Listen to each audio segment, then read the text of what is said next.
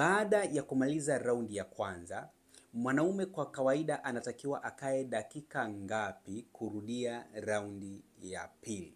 Hapa iko hivi. Kwanza wanaume wanatofautiana, okay?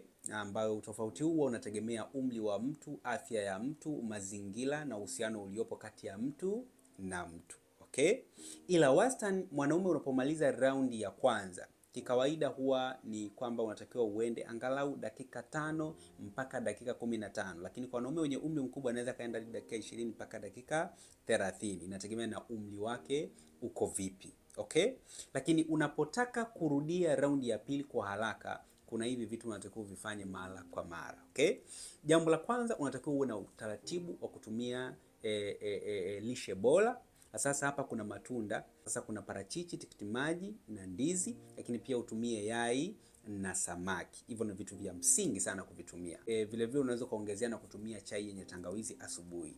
Jambo la pili ni uzingatie kufanya mazoezi. Mazoezi ufanye asubuhi na jioni, haya mazoezi ya Kegel. Mazoezi ya Kegel yanasaidia mzunguko wa damu kuwa mkubwa, yanasaidia kuimarisha misuli ya nyonga, hali ambayo inasaidia kukupa uwezo wa kurudia tendo la ndoa kwa haraka baada ya kumaliza raundi ya pili. Lakini kitu kingine ambacho unatakiwa ukifanye pia, pindi unapokuwa umemaliza raundi ya kwanza unataka kurudia raundi ya pili kwa haraka, hasa wale unaokuta unakaa saa nzima, ni kwamba baada ya kumwaga raundi ya kwanza usishike kifaa chochote, bali nenda bafuni kaoge, alafu then rudi kitandani. Baada ya dakika chache ndio tena unapata nguvu ya kurudia raundi ya pili. Nenda kajaribishe hiyo, ina hakika itakusaidia. Ikishindikana utachukua namba kwenye bio kwa ajili ya ushauri na matibabu. Popote ulipo, uwe ndani au nje ya Tanzania, nitakusaidia.